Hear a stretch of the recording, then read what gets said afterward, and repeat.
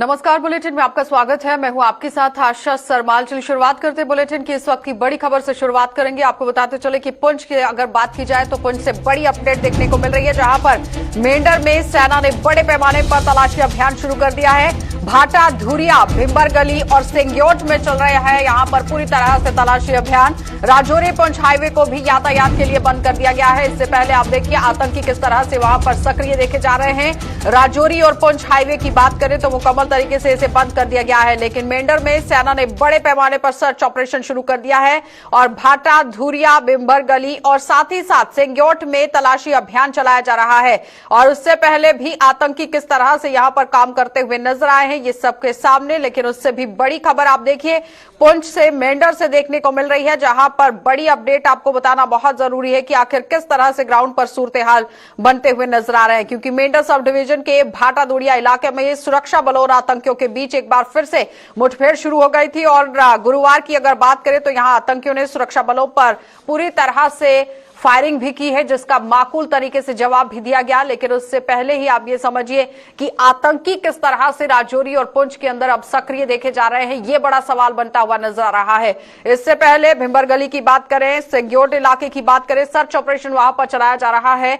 और ज्यादा जानकारी के लिए हमारे संवाददाता तारिक हमारे साथ जुड़ चुके हैं। तारिक, इस वक्त की क्या कुछ अपडेट है? जिला पुलिस का जो अपना मेंढर का इलाका है भाटा दूड़िया, जो उस इलाके में जो है गुज़श्ता रोज जो है वहां पे फायरिंग वगैरह हुई थी मिलिटेंटों के साथ, मतलब आमना सामना हुआ था, जिसमें हमारे कुछ जवान जो है वहां पे जख्मी हो गए थे। और उसके बाद जो है बीती रात जो है वहाँ पूरा इलाका को फौज और एसओजी और डिस्ट्रिक्ट पुलिस ने पूरे इलाका को मासरा में लिया हुआ है। ये वही ग्रुप है जो गुज़श्ता दिनों जिन्होंने तेरा गली और उसके बाद जो है अपना राजौरी के जो उस इलाका में जो अपना उधर से क्रॉस हो इधर इस इलाका भाटा दूड़िया और सिंग्योट इलाका में ये घुसने की इंचार्ज थी, जिसकी वजह से इस इलाका के अंदर फौज ने पूरी तरह उस इलाका को मासरे में लेकर और इस टाइम जो वहां पे है। तारिक, ये तो हो गए कल का वाकया, और पिछले दिनों क्या कुछ हुआ, ताजा स्थिति क्या है वहां पर? इस टाइम ये जो नेशनल हाईवे राजौरी पुंछ है, जो इसको पूरी तरीके से क्लोज किया हुआ है और इस पर पूरी सेना जो है इसका सर्च पूरे इलाका के अंदर चल रहा है। कोई भी मूवमेंट, किसी गाड़ी की कोई भी मूवमेंट उस इलाके के अंदर नहीं हो रही है। लेकिन सवाल यहाँ पर यह है कि अचानक से आतंकी आ जाते हैं, ताबड़तोड़ फायरिंग शुरू हो जाती है और उसके बाद उनका कोई अता पता नहीं चल पा रहा।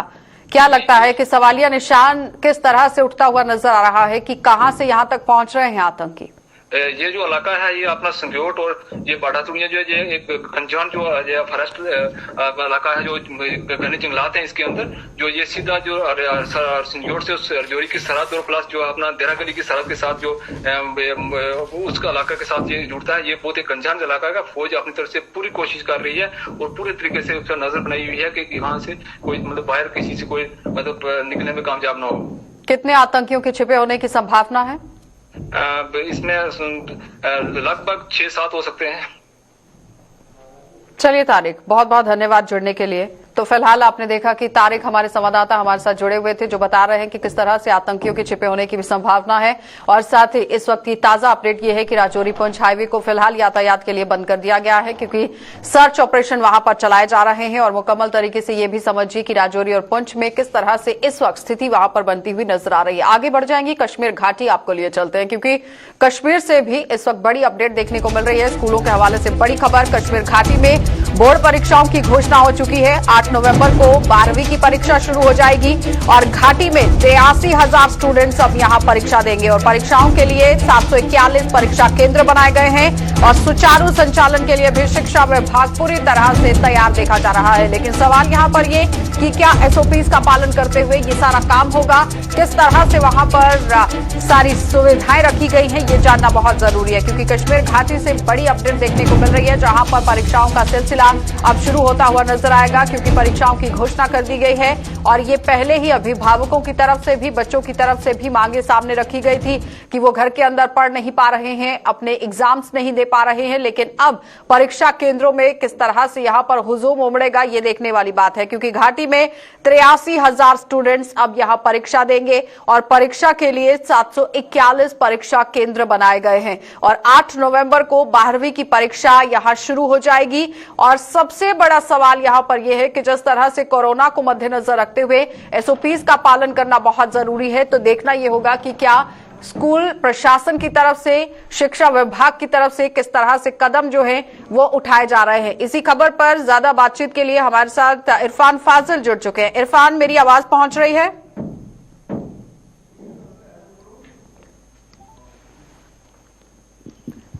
इरफान, आप मुझे सुन पा रहे हैं?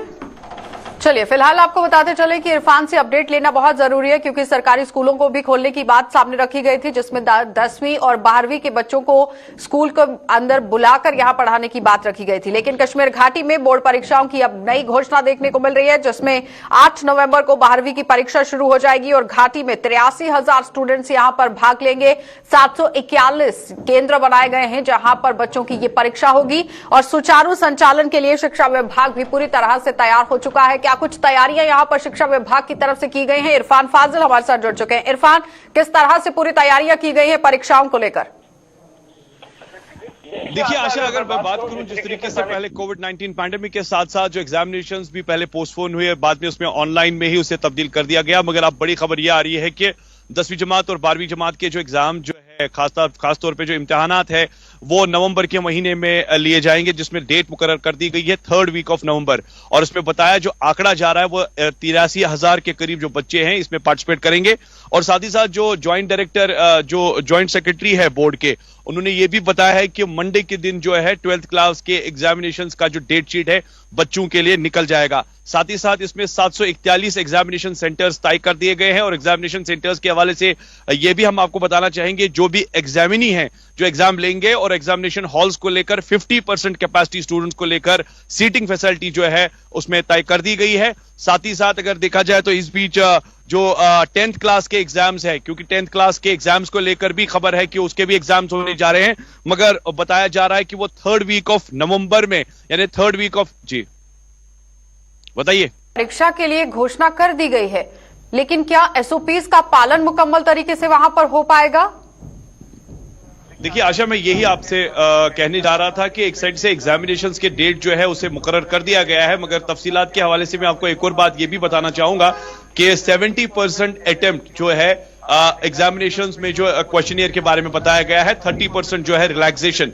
मगर इसमें एक और चीज ऐड की गई है, जबकि एग्जामिनेशन 3 घंटे का होता है, इसमें बच्चों को 2.5 घंटे का ही मौका मिलेगा। अब रही बात एसओपीज को लेकर, अब रही बात जो इस वक्त कोविड-19 चल रहा है, तो इस बीच सरकार की तरफ से मुकम्मल तौर पे गाइडलाइंस प्रोवाइड की गई है और उन्हें फॉलो भी करना है। बच्चों को मास्क लगा के ही एंट्री मिलेगी, हैंड ग्लाउजेस जो है वो लगाने होंगे, साथ में सैनिटाइजर्स वगैरह भी रखने होंगे और इसमें 50% सीटिंग कैपेसिटी, क्योंकि एक साइड से कोविड चल रहा है, दूसरे साइड से जब बच्चे एग्जाम देने के लिए जाएंगे, कह सकते हैं कि एक एग्जामिनेशन हॉल के साथ साथ एक अथॉरिटी के लिए भी काफी डिफिकल्ट है, काफी चैलेंजिंग है, क्योंकि अब देखा जाए तो जब 3rd वेव के साथ साथ बात चल रही है, अब एग्जाम्स होंगे और एग्जाम्स को लेकर ये सारे मेजर प्रिकॉशंस लेना बहुत ज्यादा जरूरी है। और इसके साथ साथ एक और खबर ये भी है कि क्लास 11th के जो एग्जाम्स है, क्योंकि काफी ज्यादा बच्चे ये भी इस वक्त सोच रहे हैं कि शायद इन बिटवीन एग्जामिनेशंस 11th के भी होंगे, मगर बोर्ड ने यह मुकर्रर कर दिया है, क्लियर कर दिया है इस बात को कि पहले 10th और 12th के एग्जाम्स होंगे और उसके बाद ही 11th के एग्जाम्स लिए जाएंगे।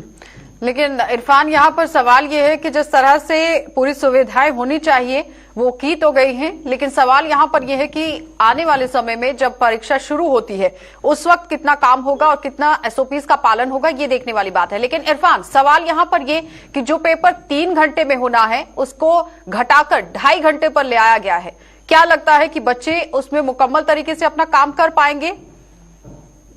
देखिए आशा, मैं अगर बात करूं यहां पर, जबकि 3 घंटे का जब टाइम है तो वहां पर 100% सिलेबस 100% अटेम्प्ट भी करने हैं क्वेश्चंस, मगर यहां पर अब रिलैक्सेशन 70% को दी गई है, तो इसीलिए यहां पर 2.5 घंटे का टाइम जो है मुकर्रर कर दिया गया है। अब यहां पर 30% रिलैक्सेशन भी है, क्योंकि पहले अगर देखा जाए 100% अटेम्प्ट करना पड़ता था, अब 70% के साथ साथ टाइम को भी इसलिए ही घटा दिया गया है ताकि बच्चे 2.5 घंटे में ही 70% जो है क्वेश्चनियर को कंप्लीट करें और अपने पेपर्स को कंप्लीट करें। चलिए इरफान, इरफान, बहुत बहुत धन्यवाद जुड़ने के लिए। तो फिलहाल आपने देखा कि इरफान फाजिल हमारे साथ जुड़े हुए थे, जो पूरी जानकारी दे रहे हैं कि किस तरह से सूरत हाल बनते हुए नजर आ रहे हैं, क्योंकि ये बच्चों की, अभिभावकों की पुरानी यहाँ पर मांग रही कि बच्चों के लिए स्कूलों को खोला जाए, उनकी पढ़ाई को यहाँ पर शुरू किया जाए। लेकिन इस वक्त आप देखिए कि 12वीं की परीक्षाएं अगर हो रही हैं, उनकी घोषणा की गई है, तो मुकम्मल तरीके से सुविधाएं भी यहाँ रखी गई है। आगे बढ़ जाएंगे, अब आपको लद्दाख लिए चलते हैं, क्योंकि लद्दाख से भी बड़ी अपडेट देखने को मिल रही है, जहां पर मुकम्मल तरीके से आप देखिए किस तरह से फिर लद्दाख और केंद्रीय गृह मंत्रालय के बीच यहां गतिरोध बन गया है।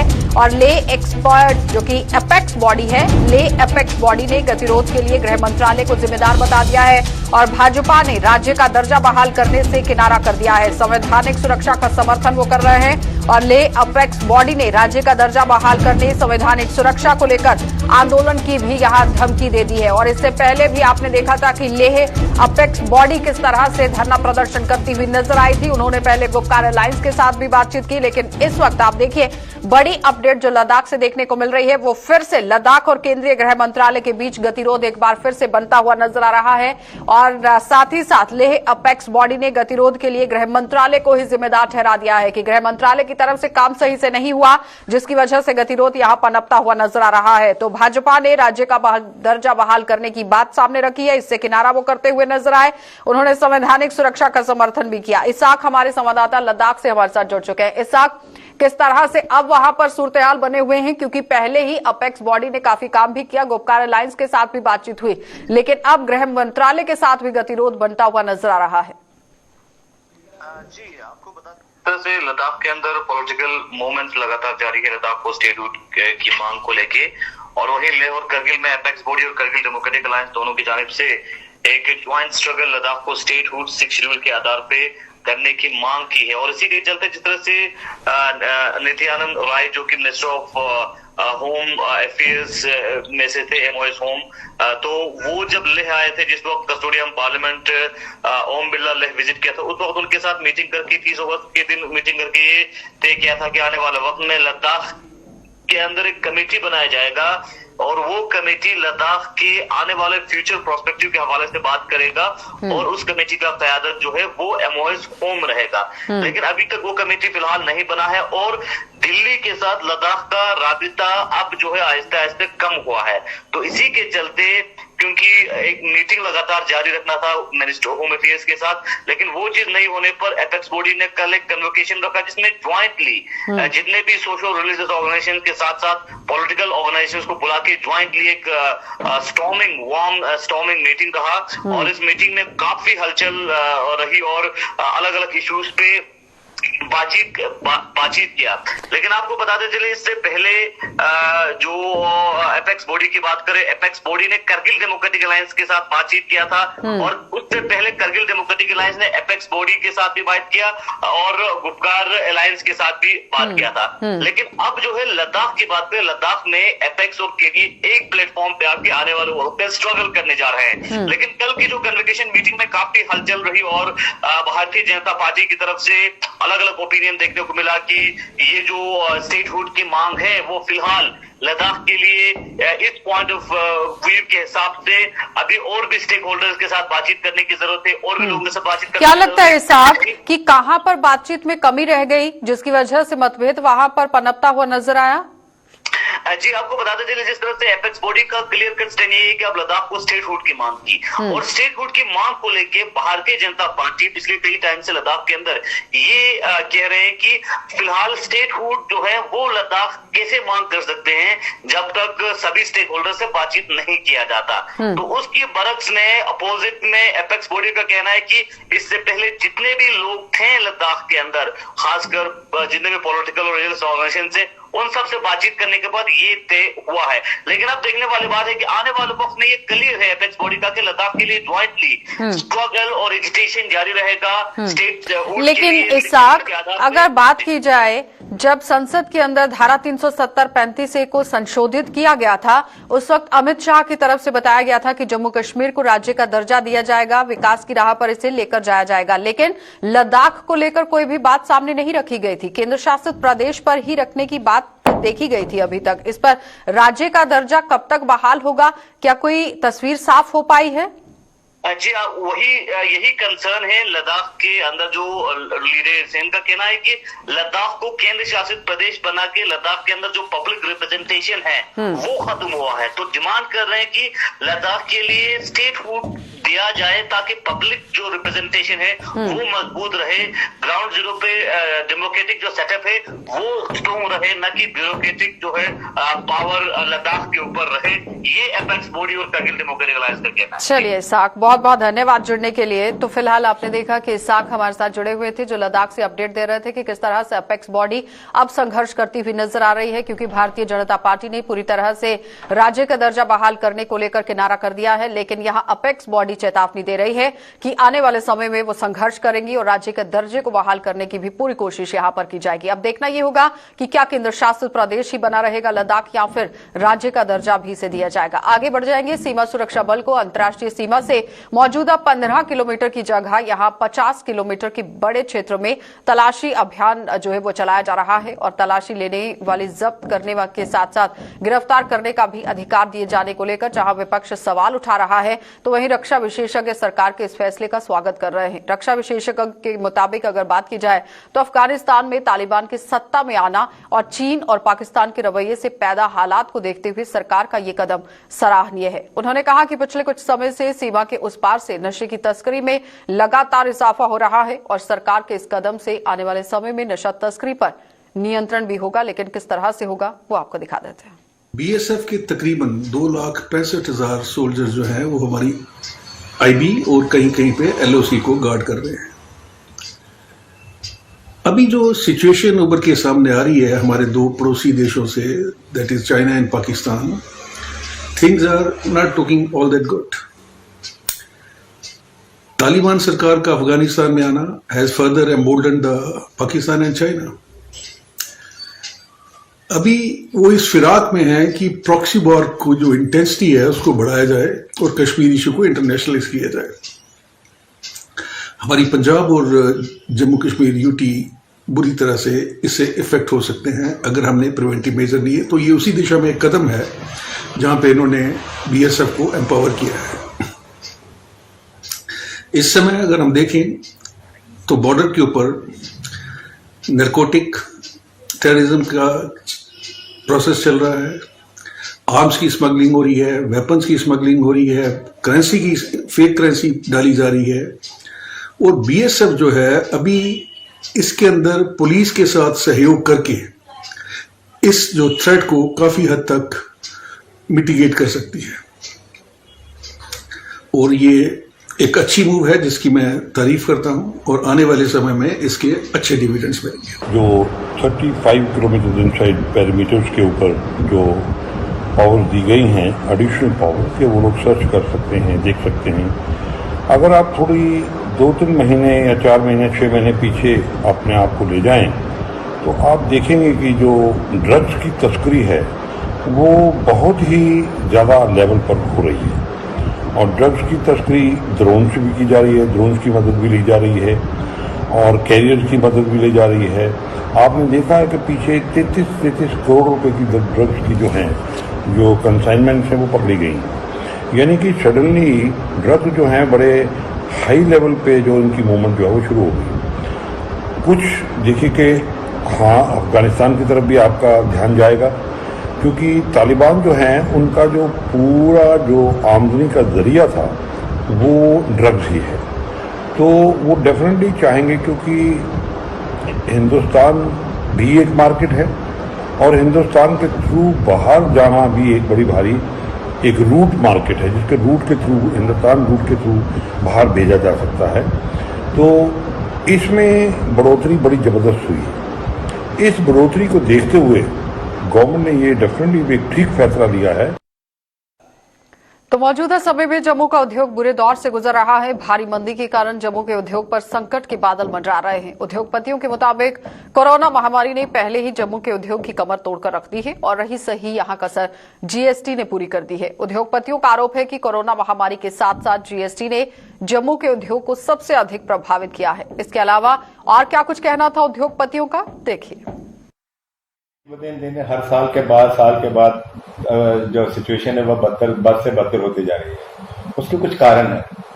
उसका एक कारण तो ये है कि जो हमारे लिए जो जीएसटी लगा दिया गया स्टेट में, जीएसटी के कारण ठीक है, जीएसटी पूरी कंट्री में लगा तो इस कंट्री ये स्टेट में भी लगना चाहिए, लगा, लेकिन हमारे लिए प्रोटेक्शन क्या है?